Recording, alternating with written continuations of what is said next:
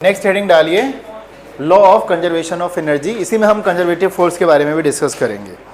तो law of conservation of energy तो आपको पता है, बहुत सिंपल सा इसका स्टेटमेंट है। Law of conservation of energy states that energy can neither be created nor be destroyed. ठीक है, so whenever energy changes from one form into another the total amount of energy remains same, constant. ठीक है, तो ये statement इसका नोट कर लीजिए, law of conservation of energy.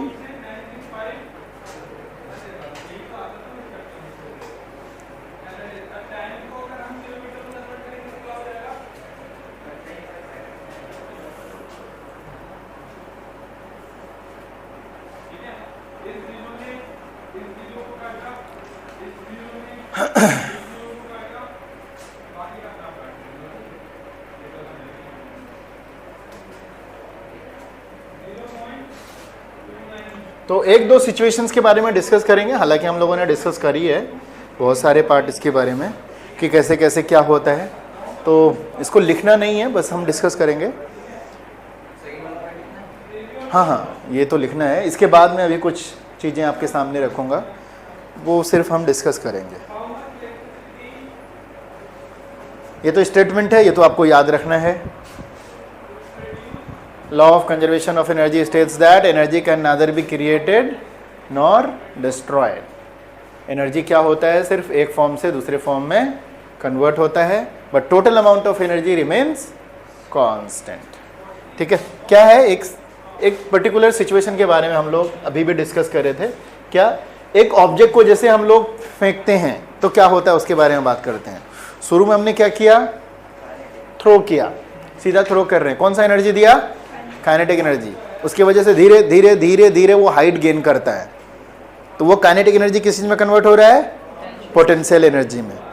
Top पे जाकर रुक गया, काइनेटिक एनर्जी पूरा का पूरा जीरो, बिकॉज वेलोसिटी क्या हो गया, जीरो। फिर वापस वो नीचे गिरना स्टार्ट करता है, फिर से वो पोटेंशियल एनर्जी काइनेटिक एनर्जी में, और जैसे ही आपके हाथ में आता है, जो पोटेंशियल एनर्जी से आपने फेंका था वही पोटेंशियल एनर्जी आपके हाथ में आता है, क्योंकि फिर से वापस से पोटेंशियल काइनेटिक एनर्जी उतना मिल जाता है, पोटेंशियल एनर्जी कितना हो जाता है उसका, जीरो हो जाता है। ठीक है, तो काइनेटिक एनर्जी कन्वर्ट हुआ पोटेंशियल एनर्जी में, फिर पोटेंशियल एनर्जी किसमें कन्वर्ट हुआ, काइनेटिक एनर्जी में। लेकिन काइनेटिक एनर्जी से ही पहले आपने वर्क डन किया था, ऐसे ही थोड़ी फेंका चला गया था।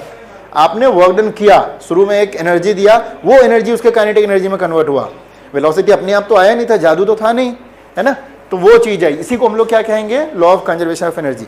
टोटल एनर्जी हमेशा क्या रहेगा, कांस्टेंट रहेगा, सिर्फ वो फॉर्म में चेंज हो रहा है। पहले हमने वर्क डन किया, वो भी एक तरह का एनर्जी था, वो हमारे बॉडी का एनर्जी थोड़ा सा उससे रिड्यूस हुआ। हमने वर्क डन जो किया, हमारे बॉडी का एनर्जी कम हुआ, फिर वो बॉल में गया, फिर बॉल का काइनेटिक से पोटेंशियल में कन्वर्ट हुआ, फिर पोटेंशियल से वापस नीचे आया तो काइनेटिक में कन्वर्ट हुआ। ठीक है, और फिर उसको रोक लिया, रोकने के बाद फिर काइनेटिक एनर्जी क्या हो जाता है, जीरो हो जाता है, हाथ में चोट लगती है। ठीक है, और बॉल ने हमारे हाथ के ऊपर वर्क डन कर जाता है, तो फिर वो उस एनर्जी में कन्वर्ट हो गया। अगर चोट लगा उसमें हो, चाहे अगर आपने मतलब फ्रिक्शंस की वजह से हीट जनरेट किया, तो किसी न किसी फॉर्म में वो आपका कन्वर्ट हो जाता है। तो this is called law of conservation of energy, उसी की बात कर रहे थे हम लोग। ओके, एक और ये था जिसकी बात हम लोग कर रहे थे अभी, कि अगर हाईएस्ट पॉइंट पे सबसे क्या होता है, energy is fully in the form of potential energy, and at the lowest point energy is fully in the form of kinetic energy. और बीच में क्या होगा ये बताओ, यहां से फेंका, टॉप पे पहुंचा, तो यहां फुल काइनेटिक एनर्जी, यहां फुल पोटेंशियल एनर्जी, फिर वापस नीचे गिरा, यहां फुल काइनेटिक एनर्जी। बीच में क्या होगा, नहीं समझे, क्यों नहीं समझे, ये देखो, यहां से हमने हाई वेलोसिटी दिया, काइनेटिक एनर्जी है, कहां पहुंचा, टॉप पे, kinetic energy zero, potential energy पूरा कन्वर्ट, फिर ऊपर से नीचे आया, पोटेंशियल एनर्जी कन्वर्ट हो गया काइनेटिक। बीच में क्या होगा, हाँ हाँ, ये और ये के बीच में कहीं पर है, बीच, इस बीच में कहीं पर भी है, तो काइनेटिक प्लस पोटेंशियल दोनों होंगे। अगर 100 काइनेटिक एनर्जी यहां है, जीरो पोटेंशियल एनर्जी है, और जैसे इसको फेंका ऊपर गया, तो पूरा का पूरा 100 पोटेंशियल एनर्जी में कन्वर्ट हो गया वहां पे।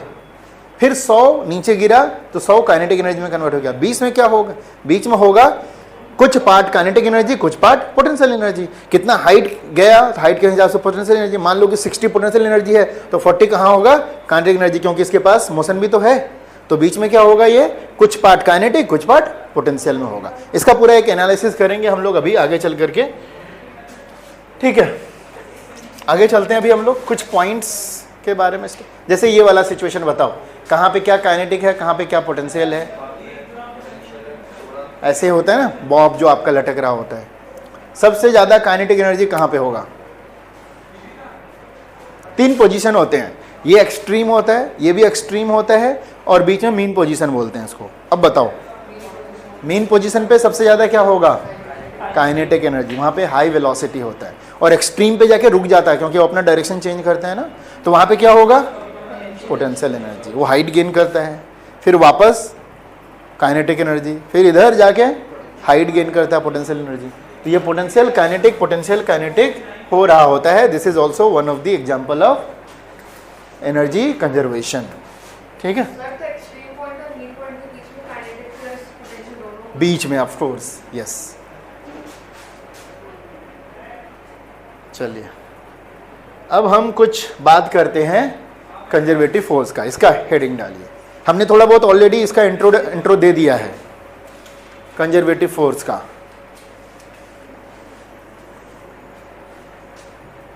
दो कंजर्वेटिव फोर्स हैं जिसका एग्जांपल याद रखिएगा, एक ग्रेविटेशनल और एक स्प्रिंग। ये जो 2 फोर्स लगता है वो क्या होता है?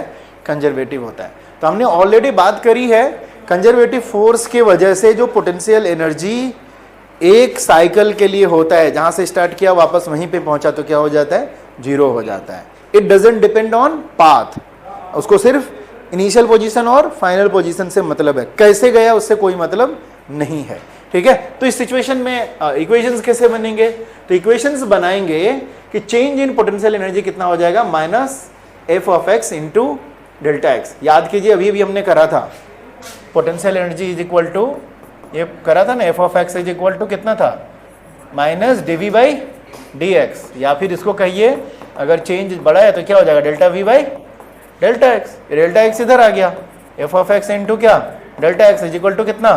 -Delta v। वही तो लिखा, माइनस को इधर लेकर के आ जाओ तो delta v is equal to कितना हो जाएगा? -f of x delta x. वही वाला है।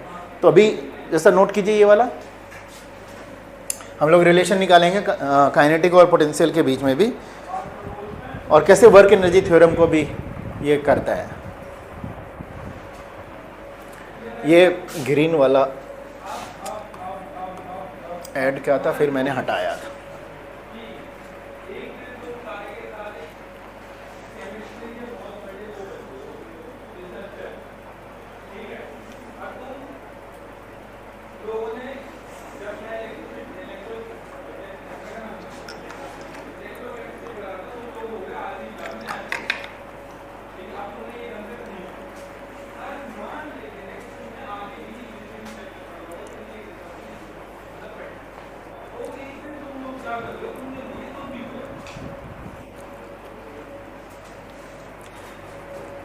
ठीक है। Delta V change in potential energy is equal to कितना होता है? -f of x dx। Okay, so work done by the conservative force depends only on the end points. अभी अभी हमने बात करा, सिर्फ किस पर डिपेंड करता है? एंड पॉइंट्स है। This can be in the form of work done. अगर हम लोग निकालेंगे तो potential energy initial position minus potential energy at final position. जो भी वर्क डन करोगे वो वर्क डन किस में कन्वर्ट हो जाएगा? उसके एनर्जी में कन्वर्ट हो जाएगा, ठीक है। तो ये एक दूसरा वाला है जो कि सिर्फ इनिशियल पोजीशन और फाइनल पोजीशन पर फर्क पड़ता है। तो अगर हम उसका जो फॉर्मूला पुट करेंगे इसके अकॉर्डिंग ये वाला आ जाएगा। नोट करते चलिए। तो और अगर घूम घाम करके वापस इनिशियल पे पहुंच गए तो वर्क डन कितना हो जाएगा आपका? 0 हो जाएगा।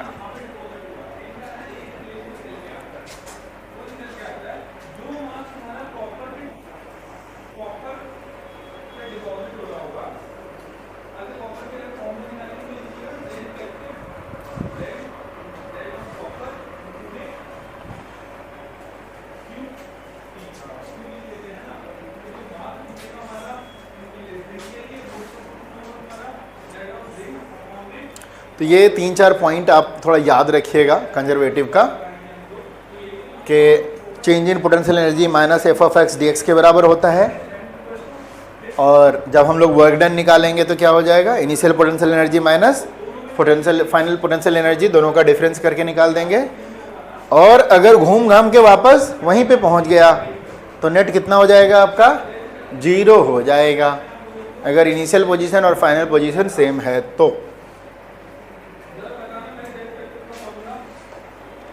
ठीक है, ओके। नॉन कंजर्वेटिव समझ जाइए क्या होगा।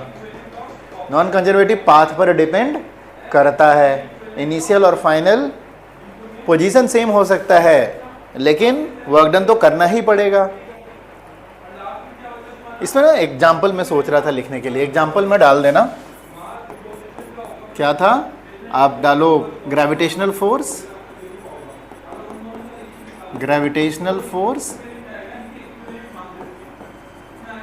एंड स्प्रिंग फोर्स, ये दो का सबसे ज़्यादा यूज होता है, स्प्रिंग फोर्स। ठीक है, ये दोनों के दोनों क्या होते हैं,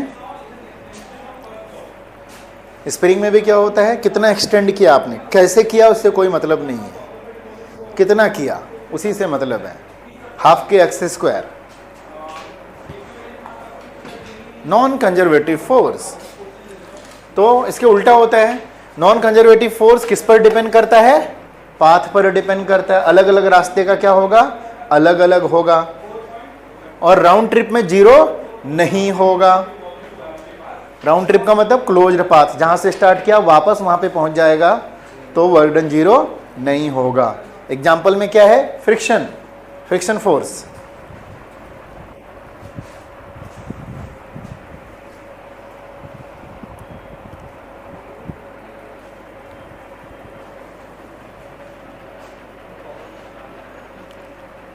आज पूरा थ्योरी ज़्यादा हो गया है,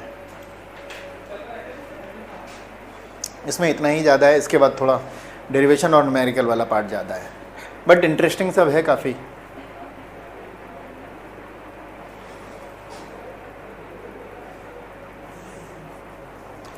खाली ये लिख देना फ्रिक्शन एग्जाम्पल में, नीचे का छोड़ दो।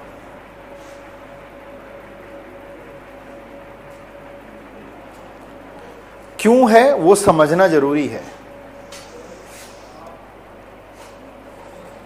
फ्रिक्शन में क्या होता है, जैसे जैसे आपकी गाड़ी मूव करती जाती है, फ्रिक्शन एनर्जी आपका बनते जाता है और वो वेस्ट होते चला जाता है, डिसिपेट होते जाता है, वापस कन्वर्ट नहीं होता। लेकिन स्प्रिंग में क्या होता है, अगर आपने वर्क डन किया, स्प्रिंग को कंप्रेस किया, तो उसके अंदर स्टोर है, वापस फिर उसको आप कंज्यूम कर सकते हैं। लेकिन फ्रिक्शन में फ्रिक्शन के अगेंस्ट जो भी करेंगे वो कंज्यूम नहीं होता। ये चीज़ समझने वाली बात है दोनों चीज। स्प्रिंग या फिर ग्रेविटी में जैसे देखो, पानी को हमने क्या किया, वर्क डन करके उसकी पोटेंशियल एनर्जी बढ़ा करके ऊपर स्टोर कर दिया। अब वो स्टोर है, वापस यूज करने का मतलब सिर्फ पाइप बना आपके घर में, आराम से फास्ट पानी आ जाएगा, मतलब उस पोटेंशियल एनर्जी को वापस आपने कन्वर्ट कर लिया काइनेटिक एनर्जी में। लेकिन क्या फ्रिक्शन की वजह से जो भी वर्क डन करोगे, एक डब्बे को यहाँ से घसीट के यहाँ लेके जाओगे, जो भी आपने फ्रिक्शन के अगेंस्ट वर्क किया, क्या इसके अंदर स्टोर है? नहीं, वो तो रोड को दे गया, वो हीट में हो गया, वापस से आप उसको कंज्यूम नहीं कर सकते, इसीलिए वो कंजर्वेटिव नहीं है। तो जहां पर भी इस तरह की फीलिंग होगी कि जो भी आप वर्क डन कर रहे हो और उस एनर्जी में उसको किसी एनर्जी में कन्वर्ट कर रहे हो, क्या उस एनर्जी को वापस आप यूज कर सकते हो? अगर नहीं कर सकते तो नॉन कंजर्वेटिव, कर सकते हो तो कंजर्वेटिव। स्प्रिंग में क्या होता है, स्प्रिंग वाली गाड़ी देखी है ना आपने, क्या करते हो, घुमा घुमा के उसके अंदर स्प्रिंग एनर्जी हो जाता है, फिर छोड़ दो, फिर वो काइनेटिक एनर्जी में कन्वर्ट हो जाता है, आपकी गाड़ी भागने लगती है। बच्चे का जो खिलौना होता है, तो आपने क्या किया, उसको वापस यूज कर लिया। तो स्प्रिंग फोर्स क्या है, कंजर्वेटिव फोर्स है, ठीक है। और बाकी ये सारे नॉन कंजर्वेटिव फोर्स हैं। ओके, अब आते हैं हम लोग अपने मेन टॉपिक पे। बहुत हो गया छोटा मोटा ये सारी चीजें। अब हम लोग बात करेंगे मैकेनिकल एनर्जी की। तो कितने टाइप का होता है मैकेनिकल एनर्जी, पहले भी बात करी है। कितने टाइप का होता है मैकेनिकल एनर्जी? दो, एक काइनेटिक, दूसरा पोटेंशियल, ठीक है, काइनेटिक और पोटेंशियल। तो ये कंजर्व कब रहेगा? अभी तक इससे पहले तो क्या पढ़ रहे थे, law of conservation of energy पढ़ रहे थे ना। ये लिखना मत, law of conservation of total energy का पढ़ रहे थे। अब ये कह रहा है कि नहीं मैकेनिकल एनर्जी कंजर्व है, इसका क्या मतलब हुआ? एनर्जी का मतलब सब होता है ना, एनर्जी का मतलब मैकेनिकल भी है, इसके अलावा क्या है, साउंड एनर्जी हो सकता है, विंड एनर्जी हो सकता है, इलेक्ट्रिक एनर्जी हो सकता है, डैश डैश डैश, ये एनर्जी कंजर्व है। लेकिन कह रहा है मैकेनिकल एनर्जी कंजर्व, इसका मतलब बाकी अदर फॉर्म्स ऑफ एनर्जी को क्या करेंगे, हम नेग्लेक्ट कर देंगे, उसको हम पहले ही से मान के चलेंगे कि वो सारी की सारी एनर्जी नेग्लिजिबल है, जीरो है, तब ही आपका मैकेनिकल एनर्जी कंजर्व रहेगा। क्योंकि हमने सिर्फ एक ही चीज पढ़ा है जो हर जगह करेक्ट है, वो क्या है, law of conservation of energy, total energy of this system remains conserve, total. तो उसमें आप कर रहे हो टोटल में अगर 5-6 मिला करके है तो इसका मतलब 5-6 मिल करके कंजर्व होंगे ना, लेकिन हम कह रहे हैं कि उसमें से एक ही है कंजर्व, तो इसका मतलब बाकी क्या है, जीरो है। ठीक है, तो law of conservation of mechanical energy तभी होगा जब बाकी अदर फॉर्म्स ऑफ एनर्जी को हम नेग्लेक्ट कर देंगे, वो इतना कम है कि ऑलमोस्ट वो क्या है, जीरो है। ठीक है, तभी आपका मैकेनिकल एनर्जी कंजर्व रहेगा। तो मैकेनिकल एनर्जी का मतलब क्या है, इसके अंदर ही लिख देना, मैकेनिकल एनर्जी का मतलब kinetic energy and potential energy. Okay, bracket में डाल देंगे। ठीक है, तो एक बॉडी का डिस्प्लेसमेंट डेल्टा एक्स हो रहा है, उसके ऊपर कंजर्वेटिव फोर्स एफ लग रहा है, तो वर्क डन कितना होता है, एफ इंटू डेल्टा एक्स होता है। ओके, तो वो आप वर्क डन निकाल सकते हो। और हमने एक पढ़ा वर्क एनर्जी थ्योरम, याद है किसी को? Whatever the work done we are doing, वो किस में जा रहा है, एनर्जी में जा रहा है। अब एनर्जी में चाहे वो पोटेंशियल एनर्जी हो चाहे वो काइनेटिक एनर्जी हो, तो W इज इक्वल टू कितना हो जाएगा, W is equal to kinetic energy plus potential energy. तो एनीवे वो भी हम निकालेंगे। पहले काइनेटिक एनर्जी की बात करें तो काइनेटिक एनर्जी वर्क डन के बराबर कब होता है, जब पोटेंशियल एनर्जी आपका जीरो होता है। तो दोनों को लिखेंगे अभी हम लोग। चलिए, वर्क एनर्जी थ्योरम है, सबसे पहला part, kinetic energy will be equal to whatever that work done you are doing, वो पूरा का पूरा कन्वर्ट किस में हो गया आपका, काइनेटिक एनर्जी में, चेंज इन काइनेटिक एनर्जी, खाली जब ये रहेगा। ठीक है, और दूसरा अगर जब पोटेंशियल एनर्जी है तो वो क्या होता है, माइनस वाला होता है, ये मैंने प्रूव भी किया था, ये दोनों नोट कीजिए।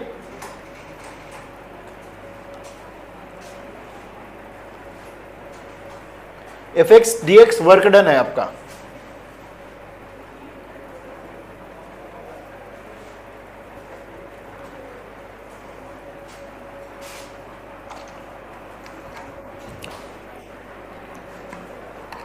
दोनों को जोड़ दीजिए, क्या हो जाएगा, अच्छा माइनस को ना इस साइड करके जोड़ना है, delta V is equal to, अब आगे में एक स्टेप कर देंगे, delta V is equal to minus F of x into delta x, ये फर्स्ट और ये सेकेंड दोनों को ऐड कर दोगे, क्या मिलेगा, delta K plus delta V will be equal to 0 हो जाएगा। इतना एक स्टेप अपने हिसाब से कर देना उसको, ये माइनस को इधर भेज दोगे, इसका मतलब summation of change in kinetic energy plus summation of change in kinetic energy plus change in potential energy will be equal to 0। यहां कहीं पे अलग से एक रिमार्क लिख देना,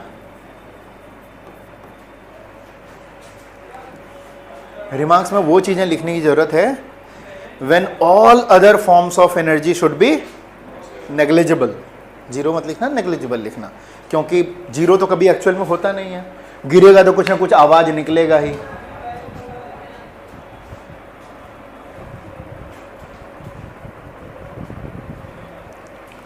when all other forms of energy will be negligible, remarks में अलग से कर देना। तो आपके पास आ गया delta K plus delta V is equal to 0। Remarks में अलग से साइड में लिख देना, या आप इसके सामने भी लिख सकते हो, कहीं पर भी लिख सकते हो, साइड में लिख देना। क्या लिखेंगे, when all other forms of energies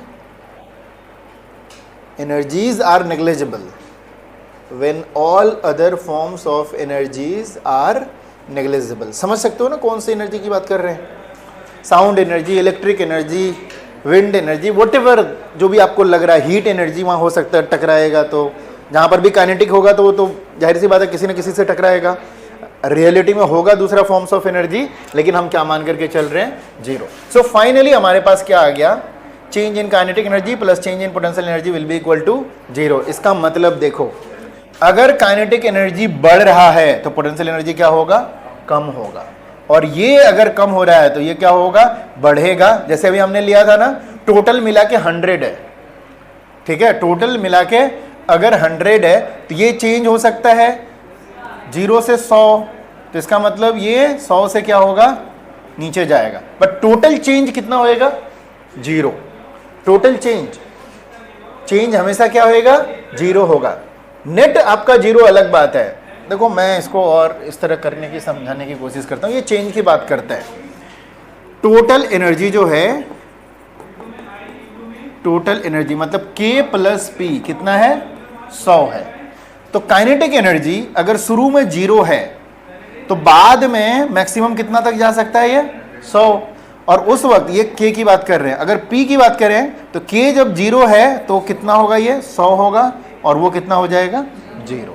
ठीक है। अच्छा, इसका जो चेंज कितना हुआ, प्लस 100, और इसका चेंज कितना हुआ, माइनस 100। नेट चेंज कितना हो जाएगा, 0। So net change of this system potential energy क्या हो, एनर्जी कितना होना चाहिए, 0 होना चाहिए। ये इसका एक्सप्लेनेशन है। ठीक है। सो डेल्टा को कॉमन, डेल्टा का मतलब डिफरेंस की बात करते हैं। So delta K plus V is equal to 0।